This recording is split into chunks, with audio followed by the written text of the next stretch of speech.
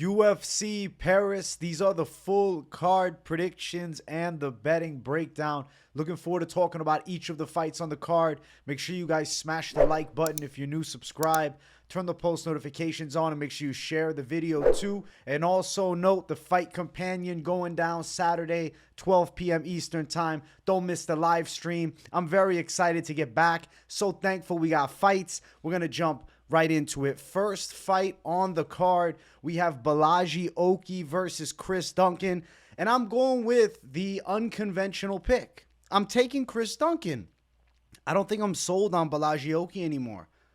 Going back and watching him fight Kuamba, I said, okay, he's got decent potential, but like the hype that he had coming into the fight after the Dylan Salvador knockout was crazy. And then I'm like, all right, let me go rewatch the Salvador fight. And I was like, he caught him with a nice body shot. He kind of blitzed him, but I'm sorry to say it, Salvador, as good as his Muay Thai might be, the dude is not a well-versed MMA fighter. He offers no threat anywhere besides striking, and his hands weren't as good as Oki's. Chris Duncan is a good MMA striker, and just because you're a pro in kickboxing or Muay Thai doesn't mean in the cage your style's superior to a good striker in MMA. Absolutely not. Chris Duncan has quality boxing.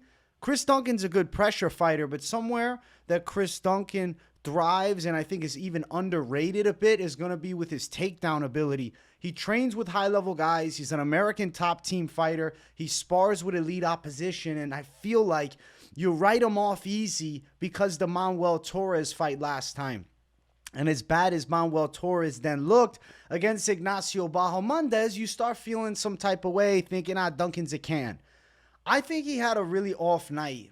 I'm going to honestly give it to him. I don't think that was the 100% Chris Duncan. I think he's way better than he showed against Manuel Torres. I think he just caught in a weird position on the ground and kind of fell apart. Bolaji isn't a submission ace. He does have okay grappling. He's very physically strong, right? The whole Bolaji hype to me is freak athleticism and massive knockout power.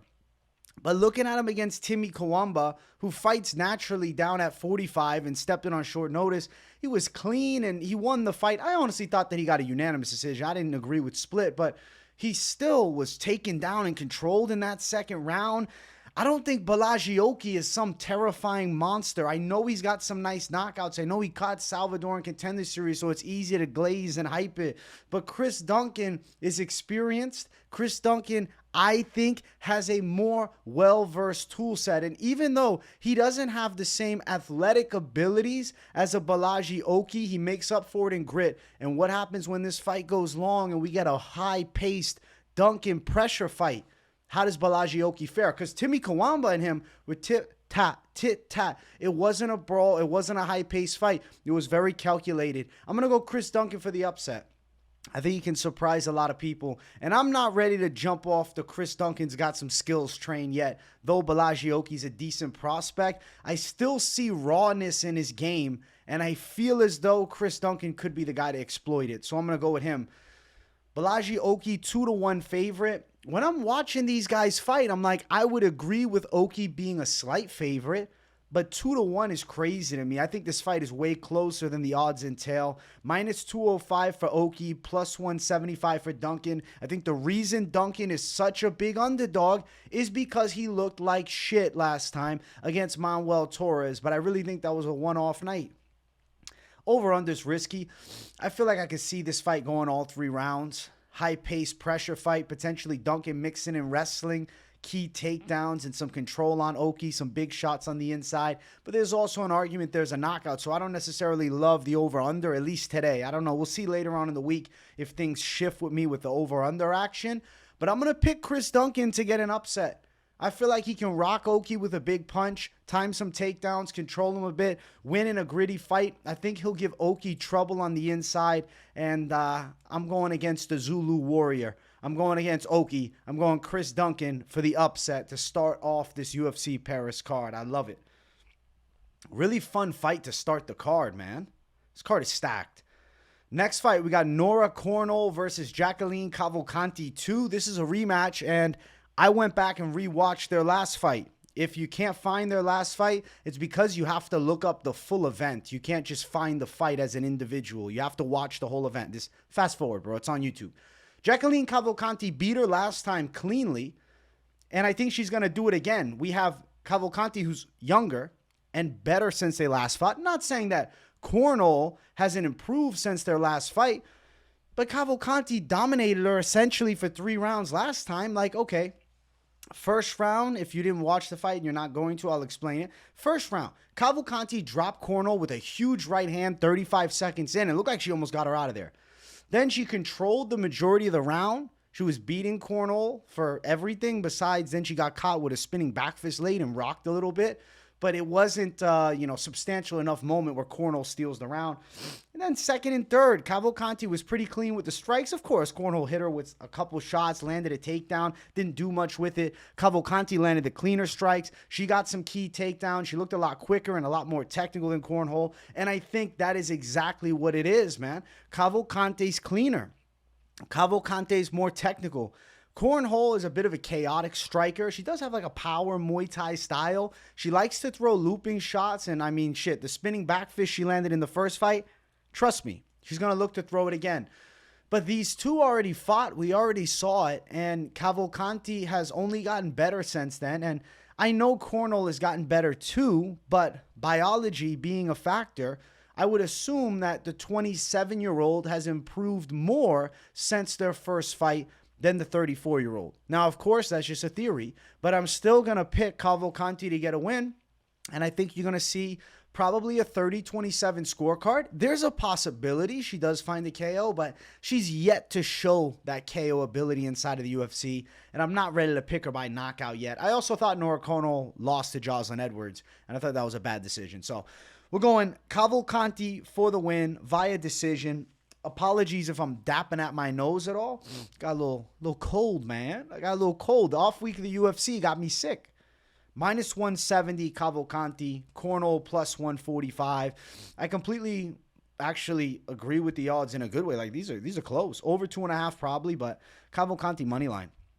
Cavalcanti in a parlay. Cavalcanti's gonna win this fight. She's gonna make it look similar to last time.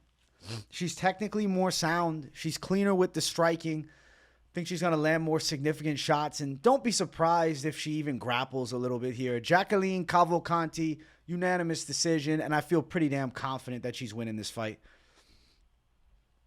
Let's get to the next fight. We have Daniel Barez and Victor Altamirano. When I first saw this on the card, I was like, Barez. And then I went back and rewatched some Barez, and I said, oh, shit. Now I remember why Barez had so much hype. He's clean. I'm picking him to win. I'm going with Daniel Barez. Barez has got good striking. He's fast with his hands. He's got nasty low kicks. I would call him a nasty striker, period. He's got a good flow with his punch and kick combinations, and he hits hard. Also rips to the body. He was beating Filho up early in their fight. Now, Filho, elite level grappling, takes the fight to the floor and finishes Barez's night off early, but regardless of that, there was positive things to take away, and Altamirano is not the grappler of Filho. I know Altamirano's got some okay takedowns. He can wrestle a bit, but he doesn't have good submissions at all. I'll be honest, Altamirano's not that good. Started MMA late. He's a little awkward with the striking, doesn't have great timing nor great speed. He is gritty, though. He's got a good chin on him. And Daniel Barez, known for the knockout, I don't know.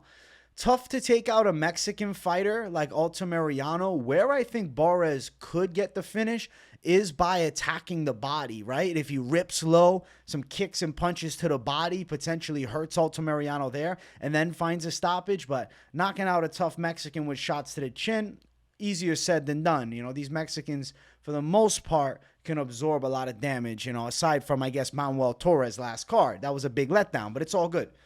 I think Daniel Barez wins this fight, but decision feels right to me. I think decision or knockout, I think both method of victories are live. Feel as though Barez will be able to fend off the grappling of Altamirano. Barez was real close on Contender Series with Hernandez, And obviously, Altamirano also lost to Hernandez on a split decision. I just think Barez has a lot more ability as far as striking and just damaging moments. Like, he's going to land cleaner shots. He's going to land better strikes. And I think overall, he's just a cleaner technical striker. And I also think he's okay on the ground with Altamirano. So I'm going to go with Barez to take home a decision win. Riskier bet, and the odds reflect it. Minus 127 for Barez. Altamirano at plus 107. I'm going with the side of Barez. Over 2.5, minus 300. Unless Barez lands some hellish shots to the body, this fight is going to go over. The likelihood of him getting head strike knockout over a freaking Altamirano, difficult. But I will say, Barez has got a really nice left hook, and it's good to the body too. It's good up high. He rips punches really well, and I think Barez's style is a very much pleasure to watch. Like, you see his striking, you're like, damn, I enjoy the hell out of that. This dude's clean. And I feel like with Altamirano, he doesn't really look good. He's just gritty, and he's got some decent takedowns. So I'm going to say Barez finds a way. I'm picking him to get the win. I'll take him by a decision. Both guys in, their mid-30s, 33 for Altamirano, 35 for Barez. Neither of these guys is going to be sniffing a damn world title fight. But I do think Barez gets an impressive W in Paris. So we're going with him. We're going with the Spain fighter to take out the Mexican Savage.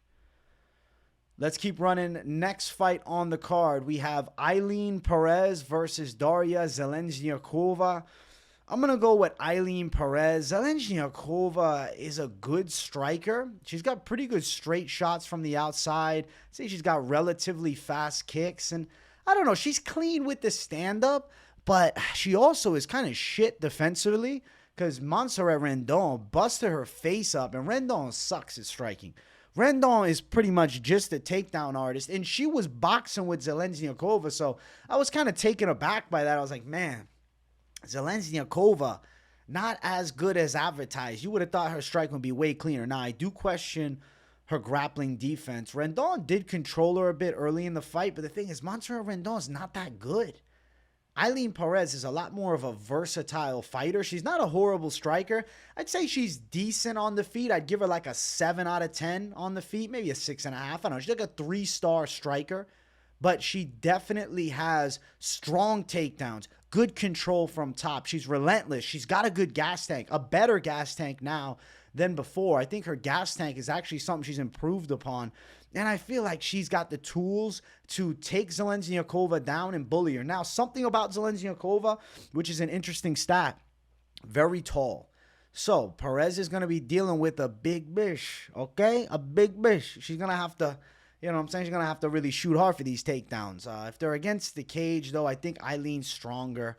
I just think overall, skill set-wise, Pérez has a very strong grappling base. Zheleznyakova has a decent stand-up game, but she's not like a sensational striker with crazy knockout power. So to keep Pérez off of her, I essentially see technical striking from the outside and avoidance of takedowns for all 3 rounds, which is like a lot easier said than done. I think Pérez is getting this fight to the mat, and I think she will shine there. Not confident in calling a finish. I'm going to go Pérez by a decision with a wrestling-heavy approach. She's going to take out Zheleznyakova. Looking at the odds, Pérez a big favorite. Minus 260, Zheleznyakova at plus 220.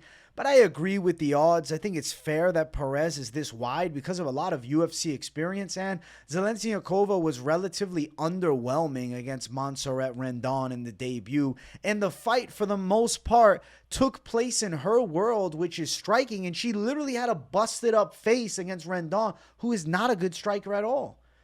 Over 2.5, minus 275, probably going over. I think that we're going to see Pérez take home a decision win. Grappling control, key takedowns, and I think she's taking a W home. So Ailín Pérez over Daria Zheleznyakova. And you guys get to watch some twerking after the fight because you know Pérez is going to drop the signature celebration. Let's keep running. Next fight on the card, we have Taylor Lapilus versus Vince Morales. I got to respect Vince Morales for climbing back to the UFC. He's on a 5-fight win streak, but I'm picking Taylor Lapilus. I cannot pick Vince Morales to beat Lapilus right now. I feel like, I don't know, Morales, he's definitely gotten better. He beat Hunter Azure by submission last time, and Azure's a relatively good wrestler. and he's on a nice little win streak. He even's got a win in Ryzen. He beat, who else did he beat? He beat Teruto Ishihara in the first fight of the post-UFC run. So I respect anybody who puts their head down, works hard, and finds a way back to the octagon, especially jumping in on short notice against Lapilus. But Lapilus is so technically sound. He's a clean striker. He's a southpaw. Add on top of that, we're in Paris, and he's a French fighter. I feel like he's going to be able to outstrike Vince Morales for the most part. I think Morales is going to look to pressure. The style of Morales is very pressure-based. He uses his boxing to close the range, but it's not like he's a clean boxer from the outside.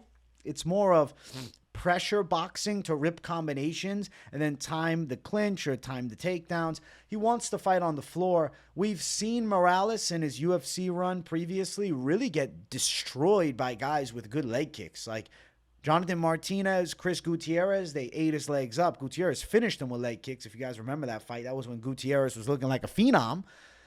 I think that Lapilus takes a decision. Not overly confident on him finding a finish. Vince Morales does have a nasty Darce choke, but Taylor Lapilus actually has pretty good jiu-jitsu as well. And it's not like there's a size difference between the two. Morales an inch taller, but he's given up 3 inches in reach. And I would say Lapilus is definitely the more efficient striker from the outside. Morales needs to get on the inside here with Lapilus. And I also feel as though Morales, though he has decent takedowns and he could get Lapilus down, I feel like Lapilus has good get-up ability. I think Lapilus bounces back up to the feet. And add your confidence. Lapilus did beat Cody Stammen, who's a relatively good wrestler. He did get up late in their fight. Granted, he put his toes in the cage, but we're in Paris, bro. They're going to let him grab the cage once, put his toes in a couple times. Trust. Morales needs this fight on the ground. That's where he's going to try to take it. And, I mean, he is a good submission ace. If Lapilus gets reckless on the floor, sure. Vince Morales could somehow find the sub, but more likely we're going to see Lapilus in shape, on point, technically work Vince Morales over, and take a unanimous decision home. Now, as far as the odds, Lapilus is minus 350 as the favorite. Excuse me, man. Just damn. This cold's getting to me, bro. I feel it in my fucking sinuses.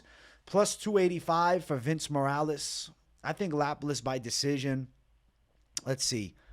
Over 2.5, minus 300, I agree with. I'm curious, just out of the degenerate side of me, what is a Vince Morales sub prop going to look like? Because if it's like plus 600, he does have a nasty Darce choke. 2 recent wins by Darce. Last time he locked in a damn Peruvian necktie with Hunter Azure. So, you know, there's a small possibility, a 15% chance of him maybe locking up a sub. But most likely, Taylor Lapilus looks clean on the feet. He's able to defend majority of the takedowns, and if he is taken down, he's able to burst back up to his feet and land some significant shots. So we're going to go Taylor Lapilus by decision in Paris. He's got to take this one home. Next fight on the card, we have Ľudovít Klein versus Roosevelt Roberts. I am picking Ľudovít Klein, obviously. This is a really weird fight. Respect Roosevelt Roberts for taking this. I believe he stepped in pretty short notice, few weeks notice. Ľudovít Klein is good as hell, though. Ľudovít Klein's on a roll. He's on a 3-fight win streak. And honestly, he gained a lot of respect from me by bodying Ignacio Bahamondes on the ground. And then, obviously, he fought A.J. Cunningham, who was nowhere near his level, and he destroyed him. A.J. Cunningham respected him jumping on short notice. And then Klein dominated Thiago Moises and almost knocked him out in the first round. And Moises is a relatively good fighter. I'd say he's decent enough. Roosevelt Roberts, I mean, he's a bit of a step down in competition. He's an Ultimate Fighter semifinalist from that, like, comeback season that they recently did. But he was in the UFC before. He got locked up in a sub by Kevin Kroom, man. I don't think that Roosevelt Roberts is a bad fighter. I think he's like bottom kind of tier UFC fighter. I'll tell you this. When he was on that Ultimate Fighter season, that was 2 seasons ago, it was Tough 31. I was picking him to win the show. He ended up losing to Austin Hubbard in a split decision. It was close. But what I don't like from Roosevelt is he isn't a power striker at all. He's very skinny, right? Doesn't have much power. Like, literally, it lacks punching power. He's got decent jabs, crosses from the outside. It's that jab, jab, cross. Jab, jab, cross. Jab, jab, cross, body kick. Jab, jab, cross. Jab, jab. Like, his style is based upon controlling distance, using the reach, right? Granted, he's only got a 1/2 inch reach advantage, but I'm sure he's got longer arms than Ľudovít Klein because it's a much more narrow frame for Roosevelt. Now, I think that Ľudovít Klein could body him on the ground. Roosevelt Roberts took that short notice fight against Rebeshki, got put in an armbar in the first 3 minutes. That was a lightning speed fight. I think Ľudovít has legit top 15 potential. I feel like he could be similar to the level of like a Fiziev. He's got awesome kickboxing, real knockout ability, definitely some nasty kicking skills, and I feel like his takedowns and control is also an underrated factor of his game. And, all things considered, he's freakishly jacked. Now, he's given up a lot of height here, but I don't know. I'm just not too worried about the height advantage for Roosevelt. If Roosevelt had a little more sting in his punches or Roosevelt had longer arms, I'd be a bit more concerned, right? If it was Jalen Turner, Ľudovít Klein, different conversation. Two guys with, the skinny, long builds. But I don't think Roosevelt Roberts has the explosiveness nor the timing nor the skills to deal with a guy like Ľudovít Klein who took out Ignacio Bahamondes, who's 6'3", and actually knocked out Roosevelt Roberts with a damn wheel kick. So I'm going with Ľudovít Klein to get the win, and I'm going to predict he gets a finish. I think he's very live for a knockout in this one. Listen, Mr. Highlight is the nickname. Klein needs to deliver us a highlight reel knockout, and I believe he's going to. Klein is a minus 800. Holy shit. I didn't expect minus 800, though. What did it open at? We got to check this. Open at minus 425. Yeah, I guess that makes sense. And then people lock it in the parlay. This fucking line is going to be minus 1,000, guys. It's going to be minus 1,000, maybe minus 1,200 by the time we get to fight night. So if you want to parlay up Klein, you're already too late to the party, but it is what it is. Roosevelt Roberts is plus 550 as a massive underdog. I would rather you go to the casino, go to the roulette table, and throw down some numbers. That's better off than trying to throw down on Roberts. I really don't think Roberts has a good chance to win. I think he's going to get destroyed. I do think this fight ends inside of the distance. That's minus 170, and I think Klein should take a knockout home. But don't be shocked if Ľudovít, plays it safe, mixes in some takedowns, and ends up getting a dominant decision. It wouldn't blow my mind if he did such a thing. But I am going to pick him via knockout, and I'm going to have faith that Mr. Highlight delivers on the nickname promise. So, Ľudovít Klein for the W. He's taking out Roosevelt Roberts. Come on now. Next fight on the card. Light heavyweights going after it. Oumar Sy versus Woon Jung. You're an OG fan if you were following Woon Jung when he was Woon Jung. I don't know where the W-O-O-N came from. It shifted last fight. I'm going with Oumar Sy. If I'm saying his name wrong, well, he's going to make me remember exactly how to say it come fight night. He took out Tuco so easy, though. He absolutely destroyed him. I mean, it was easy money. He's going to probably do something similar to Woon Jung. Oumar is kind of like reminding me a bit of John Jones and a French John Jones. It doesn't make much sense, but I do see similarities with the frames. 6'4", 83-inch reach. Oumar has insane length. On top of that, he has very good takedowns, very good control, and he knows how to use his size on the mat. He knows how to use those long legs when he's taking the bag. I think Oumar Sy is on way to probably win by submission. I feel like Woon Jung is a relatively good striker. So against Carlos Ulberg, he actually had cool moments in that fight. Devin Clark beat him, and then Jacoby fucking ended his life. Oh, my God, that was horrible. He's on a rough little 3-fight losing streak. Woon Jung's not awful. He can box a bit, but always been a tad bit chinny, has a little bit of punching power, but is really not very good on the ground. Say what you want about, his last fight. You can say, oh, he had moments. Even though Carlos Ulberg did some damage in the striking first, the fact that he got rear naked choked by Carlos Ulberg, who primarily is a kickboxer, is a horrible sign headed into a fight against somebody who is an absolute maestro in the grappling. It's either Oumar Sy is going to pound him from mount and beat the shit out of him, or he's going to choke him out. So pick your poison if you're prop betting. Inside distance, Oumar Sy for the W. I'm taking him by submission. The dude seems to be the most exciting prospect at light heavyweight right now. And in a division at the top that, for the vast majority is filled with strikers, seeing somebody who's got good takedowns, good submissions, good ground and pound is horrifying. Because I really think in like, I don't know, a year and a half's time, if Oumar beats Da Woon Jung, they give him another fight, he takes somebody down, bullies him, like, he could make a run up to the top. I know I might be jumping at the bit. Maybe you guys think I'm crazy, but Oumar Sy has the makings of somebody that could be in the top 10 by the end of 2025 or potentially early 2026. Because not many guys in this damn heavyweight division can grapple, especially offensive wrestling, right? Like we think of the OG era. John Jones, savage wrestler. Rashad Evans, savage wrestler. Daniel Cormier, savage wrestler. Now, Pereira's the champ, and he definitely, doesn't have good wrestling. He's got okay enough, grappling defense. But damn, Oumar Sy's got something special. And I think he could be making a run towards the belt. I think we need something special, and I think a French John Jones will be just what the doctors ordered. So Oumar Sy to destroy Da Woon Jung, win by submission, one-sided fight. He's a minus 450 favorite, and he should be. What's the open? Minus 500 at open. So there's been a couple savages throwing down on Da Woon Jung. I get it, because he definitely can box, but I think Oumar's going to be on those legs, taking him down, and I don't think Jung has an answer. Over 1.5 at minus 170. I'm going to say under 1.5 at plus 140. I'm going to have some faith that Oumar Sy could be the next John Jones. I don't know. I think he at the very least could be a top 10 guy by 2026. And I don't think Da Woon Jung is the guy to end the hype train. So I'm going to keep riding that hype train until it fucking crashes. Oumar Sy, confident pick, getting it done by submission over Da Woon Jung. And keep your eye on this dude. I'm telling you right now, one of the most savage prospects in the light heavyweight division in a long time. And I'm excited for it because we need some grapplers, man. We need some guys that finish fights on the floor at the top of light heavyweight. Oumar Sy for the W. Let's keep running.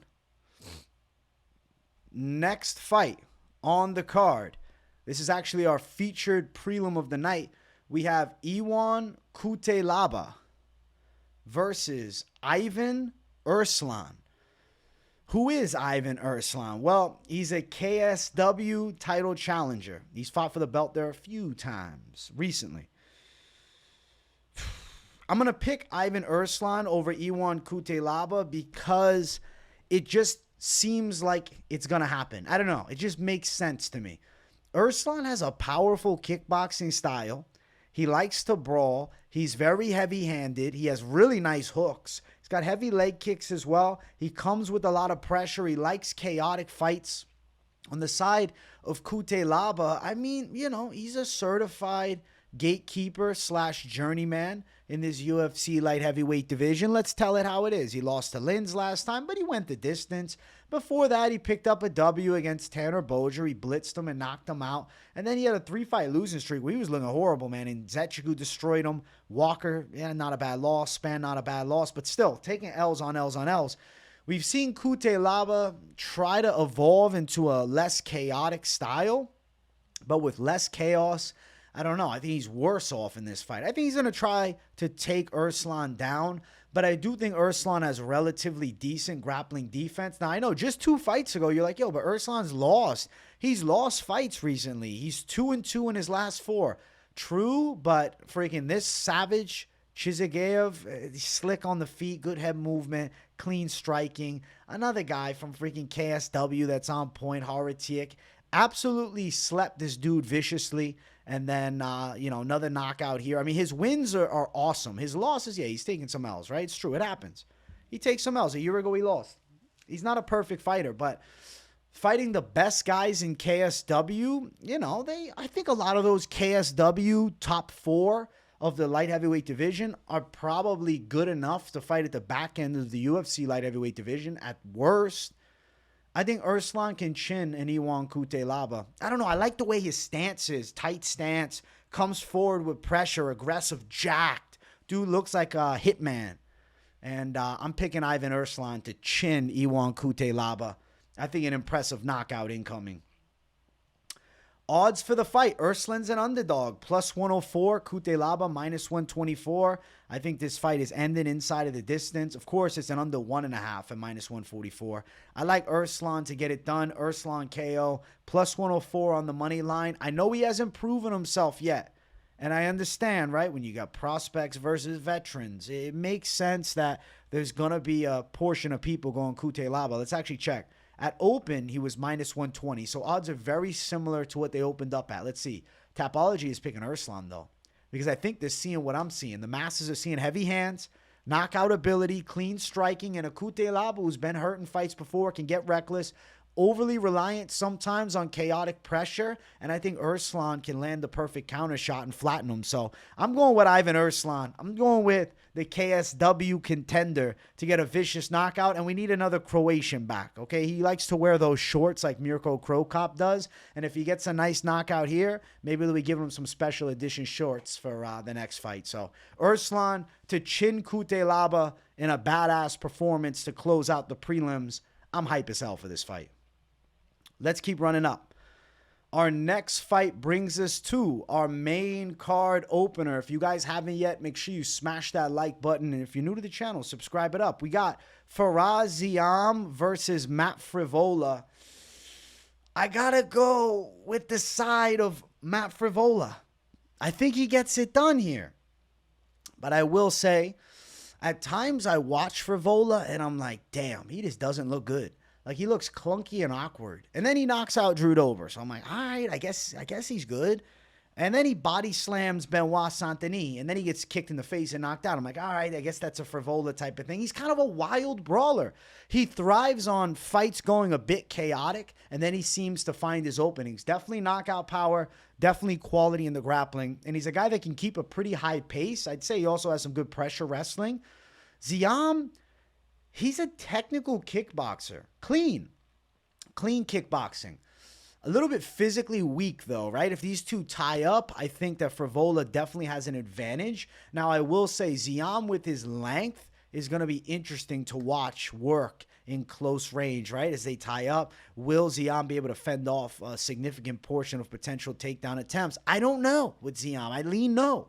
I think he's getting taken down a bit. I think he's getting hit with some big punches. He's got okay grappling, but does end up on bottom a bit more than I like. And I feel like Frevola's style is hard to deal with. He does bring a submission threat. He's got knockout power. He's got good enough boxing. He's not as clean technically as Ziam, but Ziam thrives in a fight that's more like a point fight, whereas Frevola thrives in a chaotic brawl. If Frevola can turn it into a bit more of a brawl, he's going to find success against Ziam, and I do think he'd be live to take it to the ground, and I'm leaning towards decision or submission. I think those are both live methods of victory. Frevola had a great win streak going. Valdez knockout, Ottoman Azaitar knockout, but then the Dober knockout. That's the only one that means shit, really. That one was badass as hell. Ziam is on a 3-fight win streak. Puelles split decision. Puelles is trying to grapple him. Puelles fights like a schmuck. I hate Puelles' style. Jai Herbert decision win. That was fair. Figlock, but those ain't Matt Frevola. And then he has a loss to McKinney. McKinney ran both these guys over, man. Both of these guys got killed in one round by Terrence McKinney when he just had insane momentum and was killing everybody. I think Matt Frevola can win this fight on the floor. I think he could also land some big shots on the feet, but I do see a grappling threat being a potential problem for Ziam. So we're going to go with Matt Frevola to win. As far as the odds for the fight, it's really close. Frevola's a slight underdog, but we're essentially at even lines. Minus 105 for Frevola, minus 115 for Ziam. I am going to predict a finish. Under 2.5 plus 105. I mean, I guess, am I technically predicting a finish? I said submission or decision. I don't know. It just came out. Under is plus money, though. I'm going with the underdog Frevola. I think he'll fight for your money, but Ziam's clean. He's technical. He's gotten better. He's just a little weak, man. Ziam's a skinny dude, like similar to what I was saying about Roosevelt Roberts. When you get into, tight situations with strong dudes that know how to grapple, sometimes you can get bodied. And I think that could happen here with Frevola and Ziam. But Ziam does got some length on him. 6'1", he's a tall dude. I'm going with Matt Frevola to find a way to outdog Ziam, whether it's submission or it's decision. I see Matt Frevola getting his hand raised, and that's the start of this Paris main card. Let's go. Next fight on the card, we have Morgan Charriere versus Gabriel Miranda. I'm going to pick Morgan Charriere. I can't bring myself to picking that mustache in the UFC. I don't know. Miranda's all right, though. like Miranda, as much flack as I'll give him about the choice of mustache, it's not, 1800s anymore, but he does have a good pressure grappling style. Very good submission threats. Has a quick submission of Shane Young, but I feel like Shane Young was one of the most overrated guys. I think he's one of the worst guys to come out of city kickboxing, to be honest. Miranda's striking is kind of It's a little bit chaotic, flurrying hook style. Like he has a brawling striking style. You'll see with guys who just want fights on the floor. He's just a little bit awkward and spazzy on the feet. Whereas Charriere has a really clean striking style. He's relatively well-rounded. He scrambles good on the floor. He's not an easy guy to body on the ground. Good enough submission defense. I think Morgan Charriere is probably going to get a second or third round knockout. Could happen earlier, but I feel like in the first round, that's where Miranda's his most dangerous, right? Like even against Benoit Saint-Denis, he landed a takedown earlier, was in his face. Like Miranda's good for the first 3 minutes. And then as the fight starts going against him, he loses confidence and he breaks, and Charriere is going to break him. So I'm going with Morgan Charriere to get a knockout win. I think he's going to finish Gabriel Miranda in this fight. Miranda's stepping in, though, and I respect it, but not an easy fight. Morgan Charriere in Paris, too. He needs a W, especially after that damn loss to Chepe. That was a really good fight. That was a close split decision. And Chepe Mariscal did really well in his next fight, like destroying Damon Jackson, who I would say is, higher level than Gabriel Miranda. I think Morgan Charriere probably destroys Miranda. So we're going with Charriere, and I'm going to predict a knockout win. Now, big favorite at minus 700. It opened at minus 550. Miranda plus 500 as the underdog. We got to go this side of Charriere. Of course, it's a fucking under 1.5. Plus 120 for the under 1.5. I'll tell you this. If the under 2.5 is there, I like it. I like under 2.5 more. I think it's live to go under and you're, chasing plus money as opposed to that minus 150 over. But like I said, I kind of like second or third round knockout. So, I don't know. Miranda in the first round could pressure, could tie up, could look for takedowns. And then Charriere scrambles to get back on the feet. He lands some big shots, potentially hurts to Gabriel Miranda. And I do think Miranda's going to fall. I think Miranda's going down. I'm going with Morgan Charriere for a knockout in this fight. I don't think Miranda's a guy that chokes him out. You know what I'm saying? If Chepe Mariscal is getting you by a split decision, Gabriel Miranda ain't whooping your ass. I just don't see it. I think that we're going to have a Morgan Charriere breakout performance. I think it brings some hype back on him because, shit, when he came, the first UFC Paris card, destroyed Cecchini, there was a lot of hype on him. Granted, Cecchini ended up sucking. But that's fine because he went to split decision with Chepe, who's good. And now, Gabriel Miranda, I think this is like a perfect balance of fight. Definitely better than a Cecchini, but nowhere near the dog of Chepe Mariscal. And I think Morgan Charriere survives an early attack from Miranda and knocks him out. So, Charriere for the W. We're going with the Pirate. Next fight on the card, we have Kevin Jousset versus Bryan Battle. I'm picking Bryan Battle to win. Kevin Jousset's a good kickboxer. He's definitely good at fighting at a calculated pace. He picks his jabs nicely. He picks his shots overall nicely, but specifically the jab stands out. Can land some nice hooks. He trains with city kickboxing. So with all of the city kickboxing guys, and if you don't believe me, you're not watching Contender Series. Like all of them have a similar set where they have the rear hand up and that lead hand like a little low. It's a very cool style. Jousset has that same type of striking style. And I mean, it works for him. He has nice jabs. He's pretty crisp on the feet. I'd say he's a relatively good striker with nice accuracy. Mixes in kicks pretty well. Not an easy guy to outstrike. Like, to outstrike him, you're going to have to be pretty clean on the feet. The thing is, on the ground, Kevin Jousset is at a big disadvantage. Bryan Battle won the Ultimate Fighter. I would say he actually has underrated kickboxing. Battle's pretty dangerous on the feet now. He's athletic and fast. He's got good bounce, but his wrestling is really solid. His top control is really good, and he knows how to break people. He's got great pace and pressure, and I feel like ground and pound and submission threats that he brings into this fight are live. Kevin Jousset, you know what was interesting? I went back and watched him get bodied by Jack Della. He got rock bad, went down, he's fucking got the shit kicked out of him. It was a doctor stoppage, but he was getting his ass whooped. If you guys haven't seen that fight, you should go watch it. It's on Fight Pass, the Eternal MMA card they fought on some years ago. And what I was thinking, though, is, all right, he got broken by Jack Della. I know Jack Della is on the verge of a title fight, and I'm not trying to say Bryan Battle's ready for that. But Bryan Battle is a relentless pressure fighter, whereas Kevin Jousset fights at a calculated and technical pace. And I believe that Bryan Battle is going to make him pretty uncomfortable in this fight and have successful moments in grappling. Another fight from years ago that I watched was this Priscus fight. This dude was like 50 years old when they fought. He was in his 40s, I believe. But dude gave Jousset hell. Dude gave Jousset a really tough fight. And the wrestling threat that Bryan Battle brings to the table, I think he's going to make Kevin Jousset very uncomfortable.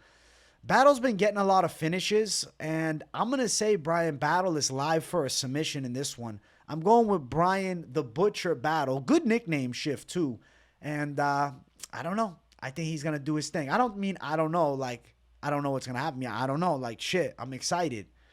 I'm looking forward to it. I just see it. I don't know. I see a Bryan Battle showcase. I see a Bryan Battle breakthrough performance. Minus 160 for Bryan Battle. So he is like a relatively large favorite here.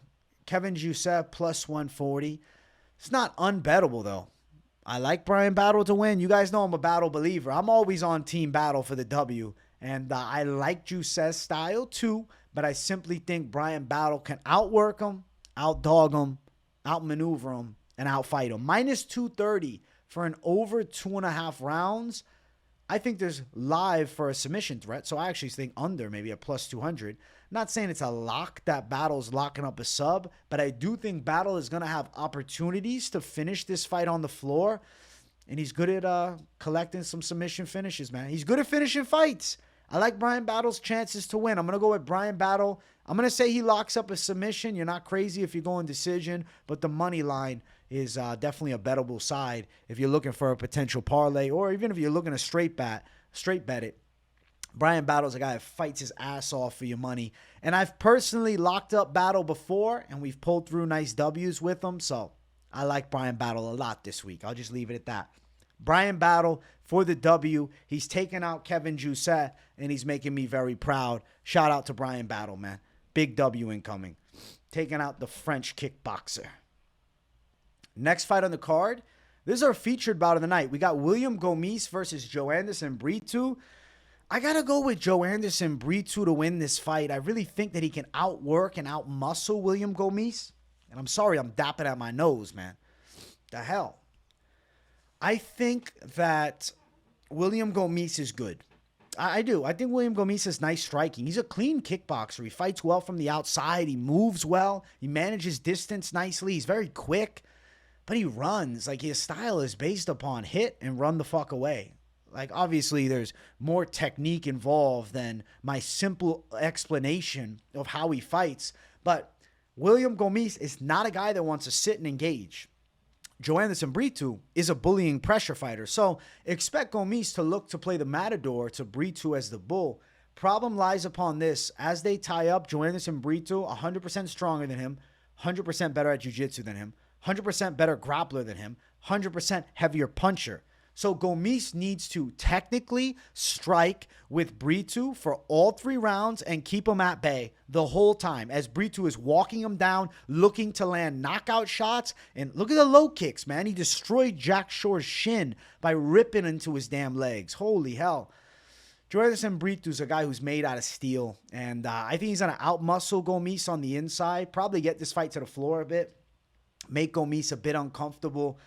Gomis was caught up in a bad spot in round number 3 with Francis Marshall. And Joanderson Brito, I'm not trying to say is comparable to Francis Marshall, but like shorter, stockier Jack, strong pressure, but Brito's better, right? Brito's a level jump from Marshall, but there are, somewhat of similarities in the frame / styles in a small sense.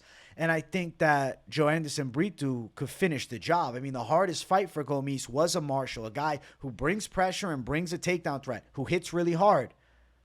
I think William Gomis is in trouble in this fight. As clean as his kickboxing is, he's another one of these point kickboxers, which in certain matchups that works. Or if you have stinging counter-strike power, it works. When you don't, I think you're in trouble. I think Gomis is going to get bodied in this fight. And I think Brito knows, as good as his power Muay Thai is, he is going to be substantially better than William Gomis on the ground. Specifically, when he takes his back, Gomis is going to be near Tap City. So I'm going with Joe Anderson Brito to get the win. And I'm predicting that he's going to win this fight by submission. And I'm actually going to say rear naked. Arm triangle could be live, but I'm feeling that rear naked choke. He pulled off a badass freaking ninja choke with Jonathan Pierce, who's a good wrestler. But this fight here, I see him engaging in the grappling, not him being taken down and finding the counter, which is the ninja choke. So Joe Anderson Brito to submit William Gomis is what I think is going down. I think he's taking out the French prospect here and giving him first loss in the UFC. Now, as far as the odds, damn, Brito's a wide favorite. Minus 270 for Joe Anderson Brito with Gomis at plus 230. I don't necessarily agree with the width of the odds. I think this fight is, I don't know. I guess it's not that competitive. It's because Brito's very experienced. But in my mind, I don't know. I like 2-1. 2-1 would be better. Is that at open 2-1? At open, it was minus 260. Wow. Okay. A lot of confidence. I guess books are thinking, Brito's the guy. You better lay the chalk on him.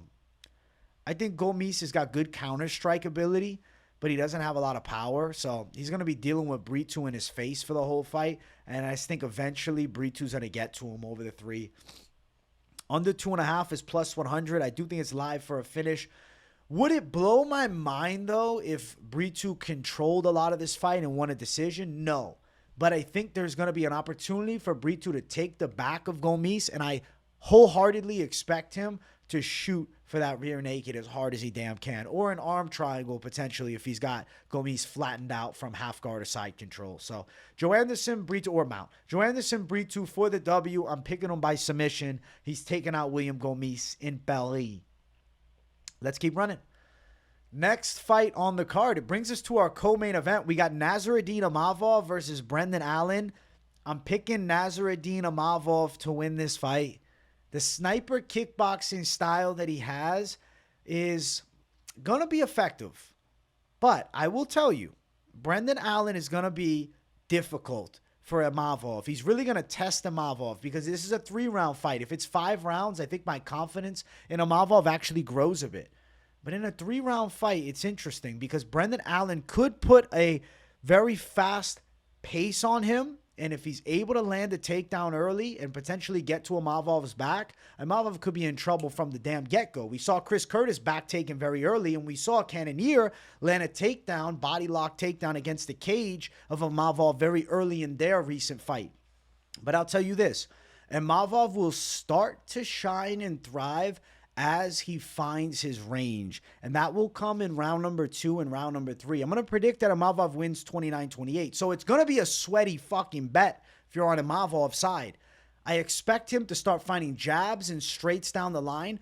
I also believe he can be effective with the teeps and the leg kicks, but he does have to be very, very, very picky about when to throw them because Brendan Allen 1000% could be live to catch a kick and get this fight to the floor, and you do not want Brendan Allen on your back. Allen has incredibly good submissions, and he's very good at taking the back. I think Imavov can avoid those positions too, because of the Dagestan blood. Like, let's not forget, though Nasruddin Imavov is a French fighter and a French kickboxer, he is Dagestani blood, okay? He's got the OV, the last 2 letters. Nasruddin Imavov has a flow and a flair that those Dagestan fighters have with a certain explosiveness, a certain way they throw shots. I don't know. They kind of all showcase something. I can see the Dagestan blood in Imavov. And I definitely feel as though in a 3-round fight, he could land some big punches on Allen. I don't question that Imavov's the better kickboxer than Brendan Allen. What I would worry about on the side of Imavov would be him getting taken down and shots on the inside for Allen leading him to takedowns. So I'm going to predict Nasruddin Imavov is able to fend off takedowns, but I do worry early in the fight he gets taken down. I actually have more confidence in Imavov's grappling defensive capabilities heading into the 2nd and 3rd round. The 1st round, Imavov is a slow starter. He doesn't tend to do well in the 1st round. It's going to be interesting how it goes with Allen, right? Because both of these guys are coming off of 5-round fights, and now we have a 3-round co-main event, which I'm going to say this, I'm actually disappointed because This fight over 5 rounds, to me, gives me a much more conclusive answer as to who's the better fighter. In a 3-round fight, I'm predicting Imavov gets a decision, but I'd be lying to you if I didn't hope for a 4 and 5. I really would love to see a full 5-round fight. I mean, these guys are main event fighters. I don't know why they didn't do a special 5-round co-main event in Paris for the fans. I think it would have made a lot of sense. I don't know why that's not a thing for fight nights. I think they should start doing it, especially fight nights like the Paris fight night, which is a mega fight night. This fight should be 5 rounds. It should not be 3 rounds. I'm going to say Imavov takes 2 out of the 3 rounds, but it's a very worrisome call because if Allen's successful on a takedown in the second round, Imavov can't shake him, he could take the fight. You could take the fight. Allen could start hot, win the first 2, Imavov wins 3, and then what? We're like, what would happen in 4 and 5? There's a real possibility that at the end of this fight, we're all saying, damn, I wish there was 2 more, because now we don't really know the answer as to who's truly better in a 5-round fight. Because both these guys are near championship level, and when you're a top contender, the 5-round fight tells all. I'm going to go with Imavov, though. It's a 3-round fight. I'm going to pick Imavov to take a decision. I do have to tell you guys, though, if you're on the side of Brendan Allen, you're not crazy. I don't think you're nuts. I think that Brendan Allen by submission is a live prop, and when it drops, I'm very excited to see what it's at, because I was actually quite surprised to see the odds this wide. I do not agree with minus 210 for Imavov. I believe this is a 50-50 fight. The damn odds between Faraz Ziam and Matt Frevola is how I see this fight. I think Imavov deserves to be a slight favorite, and I do think he is going to win. But when you see 2-1 odds, that tells me it's going to be easy money. It's not. This is going to be a good fight. Brendan Allen is gritty as hell. Brendan Allen can box. Brendan Allen's fast. He's got really nice submissions. And if he takes Imavov's back, Imavov could very well be fucked. So I don't think it's a bad idea, even if you're picking Imavov. Maybe you're parlaying Imavov for some of the bettors out there. Potentially having Brendan Allen by submission to save your ass. More than likely, if Allen is to win this fight, I think it is a sub. I think going distance would favor Imavov getting it. So I'm going to go with Nasruddin Imavov. I think if you ran this fight 100 times, he'd get it a few times more. And I think a vast majority of them would be by decision. So I'm going to go with Nasruddin Imavov for the decision win over a game Brendan Allen, who's definitely dangerous on the ground. The over is minus 200, which I am predicting it goes over. And I favor the fight going longer slightly towards Imavov. But I do worry about Brendan Allen's wrestling. I'm not sitting here lying to you. I know Allen's game in this fight, man. I think Imavov hits him with some cleaner shots, though, and I think he is going to be able to defend some key takedowns from Brendan Allen. So that's why I'm picking him. Nasruddin Imavov for the win in the co-main event. I'm taking him over Brendan Allen on a competitive decision, and damn, you're going to sweat if you bet in this one. Either way, really good fight, and I think the winner is right up there amongst the elite in this damn middleweight division. Is probably in a number 1 contender fight, or at least damn close to it next. And I think Imavov is going to be the guy. Let's go. Let's keep running. Let's jump to our main event of the evening. If you guys haven't yet, make sure you smash that like button. If you're new to the channel, subscribe it up. We got Renato Moicano versus Benoit Saint-Denis, and I'm going to go with Renato Moicano. I'm doing it, man. I'm going with money Moicano to upset Benoit, and I can already see a significant portion of the comments telling me, nah, bro, Moicano's going to get destroyed, because we've been talking about it all last week, all during the off week. I've been hearing a small percentage of the subscribers like Money Moicano too, but a vast majority of you guys like BSD. BSD is a bullying pressure fighter. He's imposing. He imposes his will incredibly good. He hits hard. He comes chaotically at you. He makes fighters very uncomfortable because he has a crazy pace, but he's not technical at all. And don't tell me he has better jiu-jitsu than Renato Moicano. He 100% doesn't. Moicano's a high-level jiu-jitsu black belt. Say what you want about him getting dropped by Jalen Turner. Okay, Jalen Turner dropped him bad. Moicano recovered. Oh, but Jalen would have finished him. Who's to say? Money Moicano finished that fight destroying Jalen Turner. Money Moicano's got good takedowns. Now, I could see Benoit early in the fight putting it on Moicano, pressuring him, putting him on his back, taking him down, controlling, but he's not going to tap Moicano. And he's not going to ground and pound finish him. So we better land some hell on the feet. But I think Money Moicano is actually going to be able to deal with the striking style of Saint-Denis. The guys who are going to give Money Moicano a lot of trouble on the feet are more precise. Jalen Turner is a precise puncher, right? Benoit Saint-Denis is a wild power striker who's more overwhelming you with big shots as opposed to finding the straight punch kill shot, right? Another name, Renato Moicano did beat Drew Dober. Drew Dober hit him with some big shots. Drew Dober has a really clean straight left. Drew Dober has clean straight shots. Look at Moicano, knockout loss to Fiziev, right? Fiziev, nasty hook, nasty body kicks, technical striking. And Moicano's gotten better since then, just to say. I think Renato Moicano in a 5-round fight is going to be so resilient. I think Benoit Saint-Denis is going to have success in this fight, 1,000%. But Money Moicano is not going to break. Benoit Saint-Denis, I know the staph infection is what everybody's talking. He had staph versus Poirier. That's why he gassed. No, he gassed against Poirier because he was going crazy at him and he couldn't get him out of there. So what happens when he can't get Moicano out of there? And then Money Moicano takes his back. Money Moicano strangles a gassed-out Benoit Saint-Denis and pulls off a massive upset in Paris and gives us a highlight reel finish and an absolutely sick post-fight interview. I'm picking Money Moicano by submission. I'm feeling it. I think he's being overlooked. I think that Benoit's good, but I don't think he's as good as maybe we initially thought, at least not yet. He's still only 28. He's still, I don't know, relatively young, a little raw, a little chaotic. Comes with nice bullying pressure, lands big shots, but I don't think he's as clean as Money Moicano is. And I think Money Moicano is going to take home the biggest win of his fighting career. This is the biggest moment for Moicano ever because he wins this fight. Now he's getting big fights. Now the dream is here. Money Moicano in the name. I'm trusting that money is going to lead him to the biggest moment of his life, which is going to be a submission over Benoit Saint-Denis. The odds for the fight. BSD's a -275 favorite. That doesn't make sense. -175, okay. +150 for Money makes sense. +235 does not.